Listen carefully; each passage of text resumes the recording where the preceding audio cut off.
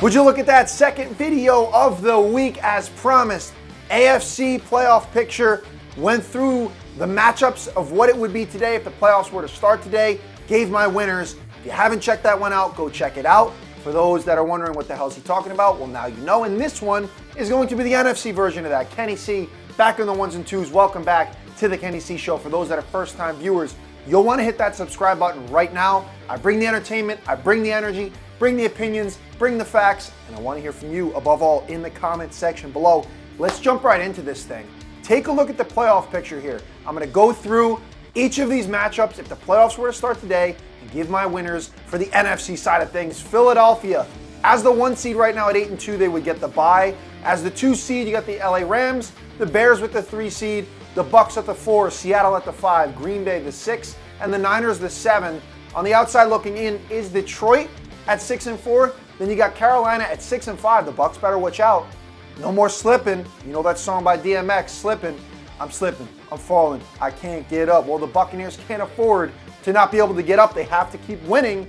Carolina's hot on their coattails. And the Dallas Cowboys, the 10th seed right now on the outside looking in. 4-5-1, coming off a nice win against the Raiders. Rough schedule up ahead. You got the Chiefs. You got the Eagles. And I think you have one more formidable opponent that's slipping my mind right now for Dallas. They got the Eagles, they got the Chiefs, and there's one more really good team that I can't think of that they have coming up, but they have to pretty much point blank period win out because this NFC is very jam-packed and very competitive. And the first matchup here would be the 2 seed Rams hosting the number 7 seed San Francisco 49ers. Rams coming off of a nice win over Seattle, 21-19, I think it was. That game was close, came down to the wire. And then on the other side of things, Brock Purdy finally back from that turf toe, leading the Niners to a 41-22 win. But the storyline from that one was Christian McCaffrey. Run CMC with, I think, 3 touchdowns in that game. He's phenomenal. When it comes down to this matchup, who am I taking? We got to look at the coaches first, right? Sean McVay versus Shanahan. The all-time record, Shanahan has it, 11-8 versus his former counterpart when they were with the then Redskins coaching staff. Week 10, though, the first matchup between these two teams this season, McVay got the first laugh, 42-26, romping of the 49ers in that one. I'm taking McVay. We saw it in 2021 in the NFC Championship game when the Rams emerged victorious 20-17 over Shanahan's Niners. When the game's on the line, when all my chips have to be moved to the center of the table, I'm taking Sean McVay. Already won a Super Bowl, as did his quarterback. The duo still together, making things happen. Matthew Stafford at quarterback. I'm giving the edge to the Rams again. You have to. Brock Purdy, yes, he's got Super Bowl experience. He didn't win one, though. Matt Stafford has. And at 37 years old, this guy's cooking with Crisco. What does he have? A 66% completion percentage, something like 2,550 yards, 27 touchdowns to 2 picks. At 37 years old, Stafford's playing out of his mind.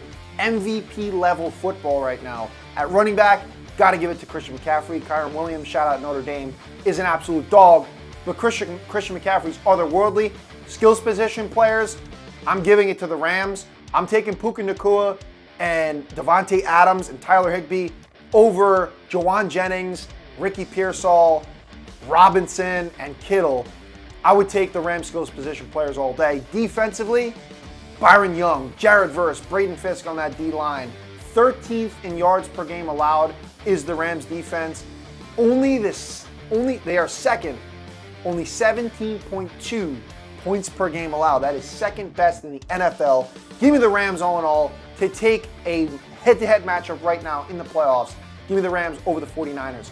Moving right on along, the NFC North and the allure between the Bears and the Packers, the long-standing rivalry, 100-plus years of football hatred for one another. I'm going with the Green Bay Packers in this one. Call me biased as the 6 seed versus the 3 seed Bears.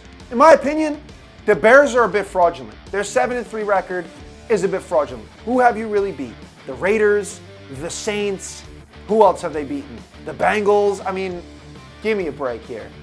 You lost to Tyler Huntley and the Ravens. So I know that's only one. You could look at the Packers and say, well, you guys lost to the Panthers. You guys lost to the Browns. But when it all comes down to it, and all those guys out there, all the haters of Jordan Love after 2 games of bad football against the Eagles and against the Panthers, oh, Jordan Love's not the guy, he stinks, he has nothing on Caleb Williams.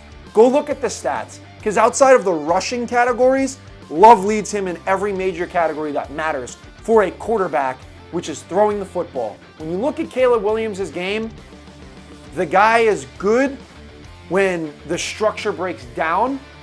He's good on the move. That doesn't have long sustaining success. You need guys that are going to be good in the pocket, making those throws from the pocket as well as outside of the pocket. Caleb has not really shown that. He holds on to the ball for way too long, takes sacks when he doesn't need to.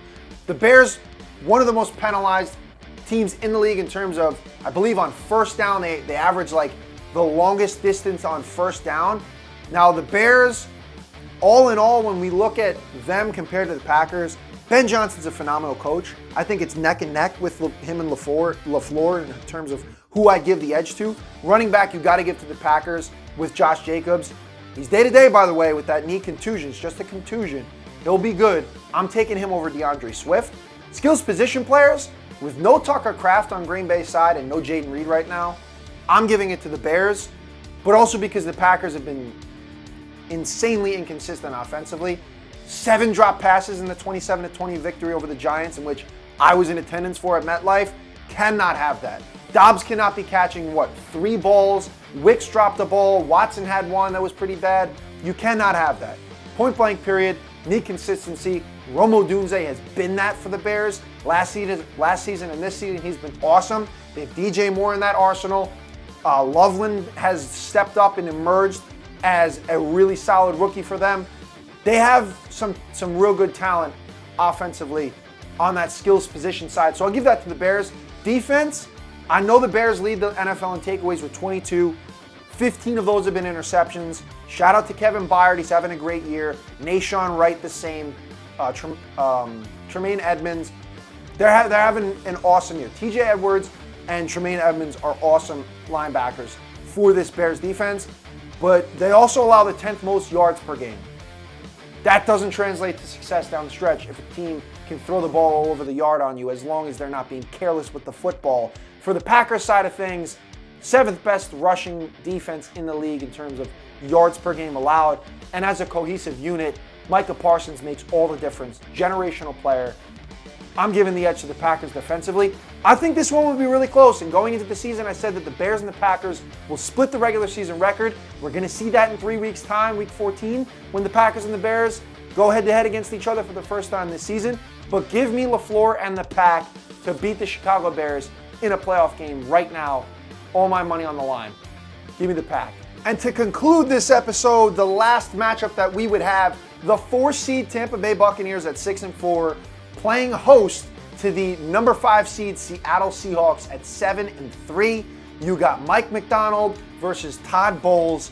Give me Bowles. Won a Super Bowl with the Bucs as the defensive coordinator. Has done a fantastic job thus far. I think Bucs fans, you could tell me otherwise, but on a surface level, I think Bowles has brought a lot of structure to this team, especially when they've been riddled with injuries. They've been able to stay composed for the most part.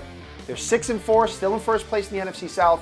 Give me Bowles over McDonald, even though McDonald is hands down a Coach of the Year candidate with what he's been able to do. And Sam Darnold has played great football in totality. Early on was definitely playing like a bona fide MVP candidate. As of late, he's come back down to earth. So let's talk about the quarterbacks. In the clutch time, if it's a playoff game, give me Baker Mayfield and the Bake Show Bucks. If my life depends on it, I'm taking Baker Mayfield over Sam Darnold any day. We saw last year's fiasco in the playoffs with the Vikings. Some of those sacks attributed to the Vikings offensive line. Some of those sacks also attributed to Sam Darnold holding on to the football for way too long. And the turnovers also, we saw them in that game in the playoffs. And we saw it this past weekend with the loss to the Rams, 21-19. Darnold threw 4 interceptions. Cannot have that. I don't know if he is that guy when the pressure's on the line in the playoff game because we haven't seen it yet. So give me Baker Mayfield and the Buccaneers, who went out and smacked the Eagles around a couple of playoffs ago. In terms of the skills position players, though, I would give the edge to the Seattle Seahawks. Cooper Kupp, wily veteran, Super Bowl winner. Jackson Smith-Njigba has been far and away the best wide receiver in football, especially if you have him in fantasy football. Barner is a really good tight end. Give me that unit over Cade Otton, Mika Ibuka, Sterling Shepard. Who else do they have? Tez Johnson, and then you don't have Godwin. You already lost Evans for the year. You still haven't had Bucky Irving. So give me the Seahawks in terms of skills position players, and they probably give it to Kenneth Walker over Rashad White or Sean Tucker right now. I would probably give the edge to the Seattle backfield. Defensively, I know Bowles is awesome and he loves to dial up the blitz, and their defense is still very good in its own right. Seattle, a week or so, I think it was last week's episode, I sung their high praises and I said they were the best defense in football. So I'd have to give the edge to Seattle there, but I stand on this. Baker Mayfield in a big-time spot when the lights are shining the brightest. Give me him to win you a football game. I'll take the Buccaneers over Seattle if the playoffs started today. I want to know any and all of your picks, your thoughts. Give me it all in the comment section below. Stay tuned for next week's episode. As we cruise on to Week 12, subscribe to The Kenny C Show, and you will want to stay tuned for more of the action.